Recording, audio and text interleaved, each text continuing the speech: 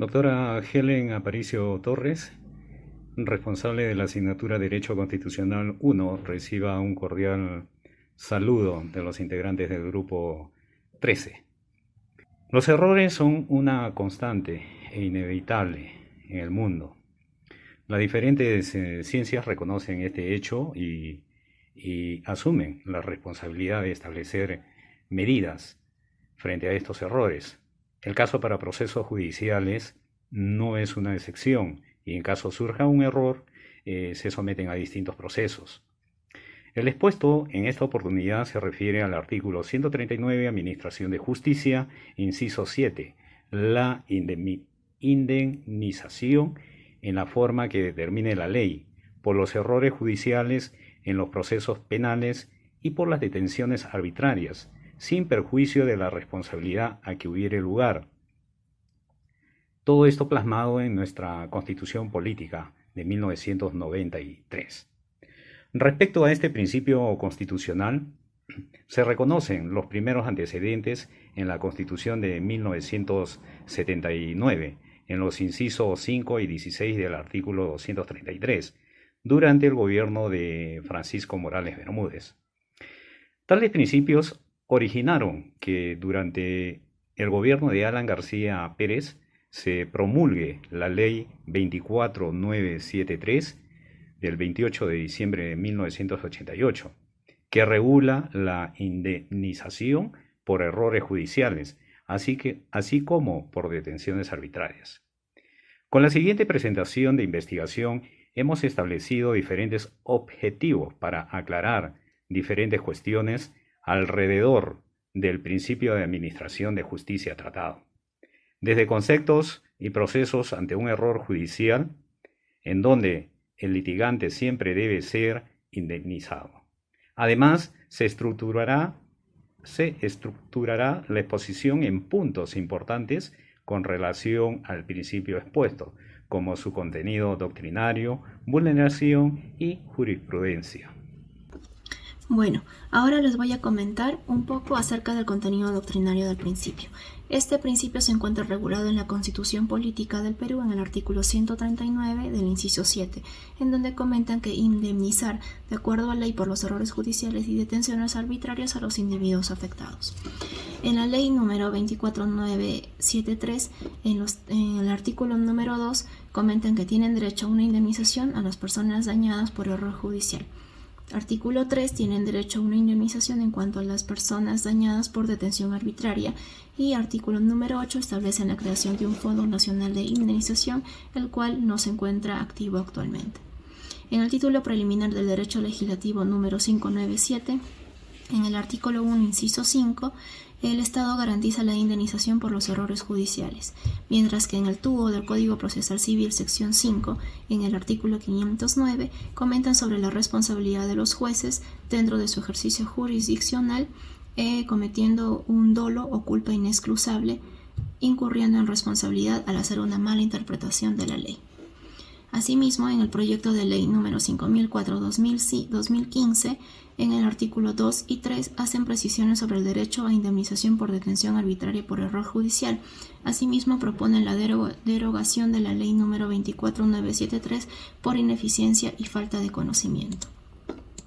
En el proyecto de ley número 2176 del 2007, modifican los articulados de la ley número 24973. Internacionalmente, en el Pacto Internacional de Derechos Civiles y Políticos, en el artículo número 14, inciso 6, comentan sobre cuando una sentencia condenatoria firme haya sido ulteriormente revocada, o por el contrario, el condenado haya sido indultado por haberse producido o descubierto un hecho plenamente probatorio de la comisión de un error judicial, debe ser también indemnizado. En la Convención Americana de los Derechos Humanos, en el Pacto San José, en el artículo número 10, indica que el derecho a la indemnización, toda persona tiene derecho a hacerlo conforme a ley en caso haya sido condenado de forma ilegal. Mientras que en la Convención contra la Tortura y otros tratos o penas crueles, en el artículo 14, se establece una reparación civil para los casos de detenciones contrarios a ley y para cualquier acto de tortura interpuesta por el agraviado. En el Estatuto de Roma de la Corte Penal Internacional, En el artículo 85, en la indemnización del derecho condenado, comenta 3 incisos importantes. El que haya sido ilegalmente detenido tiene derecho a una indemnización. El que por decisión final haya sido condenado por un crimen también será indemnizado. Y finalmente, si se determina un error judicial grave, se tendrá la facultad discrecional de otorgar una indemnización. En cuanto a la vulneración del principio, se tiene un autor importante, Ricardo Bodo, en 1982, ratifica este principio a partir de una de sus teorías de la obligación jurídica de asistencia pública o de la solidaridad social. Comenta 6 puntos importantes. Primero, el Estado es totalmente responsable de manera directa o indirecta frente a la vulneración de derechos. El Estado debe impartir, garantizar y respetar los principios y presunción de inocencia. Hay una mala reputación siempre y cuando haya falta de eficiencia y errores en la administración de justicia. El Estado en su función debe de administrar la justicia mediante el Poder Judicial, quien mantiene la responsabilidad. El Estado es el principal responsable de proteger los derechos principales y finalmente el Estado responsable incluso en asuntos y hechos de terceras personas, no directamente con la participación de este. Muchas gracias. Mi nombre es Luis Eduardo y continuamos con la exposición. Hoy, diferentes medios de comunicación informan casos de negligencia cometidos al momento de impartir justicia, como por ejemplo, tenemos el caso del ciudadano japonés Toshikazu Sugaya, quien pasó 17 años en la cárcel por un crimen que nunca cometió, quien por una presión de los entes de justicia japonés terminó confesando haber matado a Mami Matsuda, una niña de 4 años, hasta que un nuevo examen de ADN demostró la inocencia del ciudadano japonés, el mismo que exigió una indemnización al gobierno de Japón. En breve mencionaremos algunas jurisprudencias relevantes cometidos por los errores judiciales tanto a nivel internacional y nacional como por ejemplo la jurisprudencia en el Sistema Universal de Protección de los Derechos Humanos, la jurisprudencia en el Sistema Americano de Protección de los Derechos Humanos y la jurisprudencia del Tribunal Constitucional aquí en nuestro país. 1. Jurisprudencia en el Sistema Universal de Protección de los Derechos Humanos. Tenemos el caso de Colin Weberghan contra Australia, quien el 11 de septiembre de 1997 fue condenado a una pena de 2 años de cárcel. Colin recurrió al Tribunal de Apelación de Queensland, quien el 27 de febrero de 1998 anuló la condena y dictó una decisión de absolución. Colin exigió una indemnización al Estado de Australia.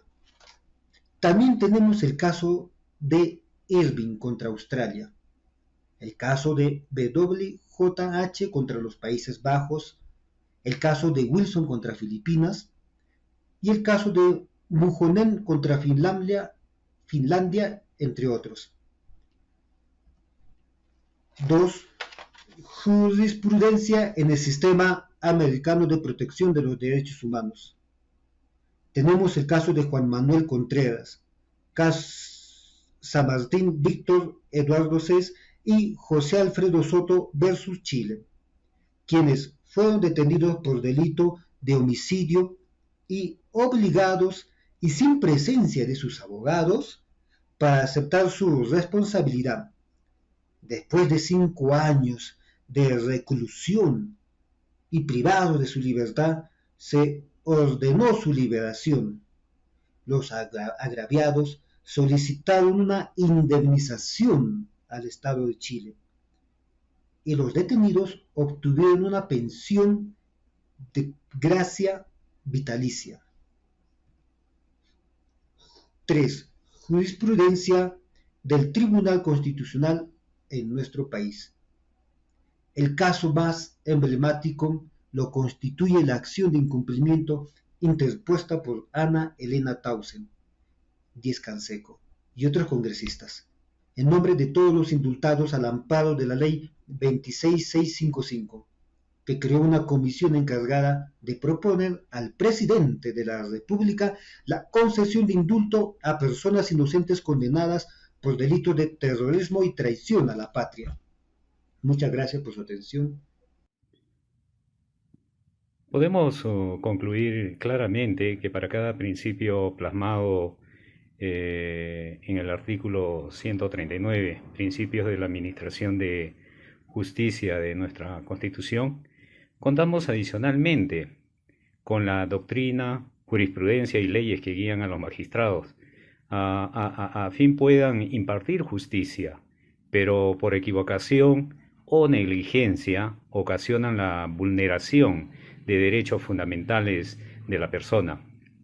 Asimismo, nos dice el jurista Darwin de Lao, todo aquel que es perjudicado por un error dentro de un proceso penal queda expedito para solicitar la respectiva indemnización. En este tema es importante, pues significa una gran afectación a la persona al verse involucrado su bien más preciado, la libertad. Seguidamente, como indica el profesor Marcial Rubio Correa, los tratados internacionales a los cuales el Perú se adhirió protegen a toda persona que haya sido ilegalmente detenida, presa o sentenciada y que luego haya sido liberada o rehabilitada por proceso posterior. La aplicación de la Ley 24973 debería ser adecuada a la actualidad. En cuanto al presupuesto, este debe ser asumido por el que comete el error judicial y no por el Estado. En cuanto con el magistrado que comete error judicial, debe ser separado de su cargo. Finalmente, la administración de justicia en el Perú requiere de un cambio para solucionar los problemas que tiene y así responder a las necesidades de los usuarios y recuperar el prestigio de los jueces y de la institución. De esta manera, el Estado pueda también contar con los mejores magistrados capacitados para emitir resoluciones acordes con los principios democráticos que respeten los derechos fundamentales de las personas.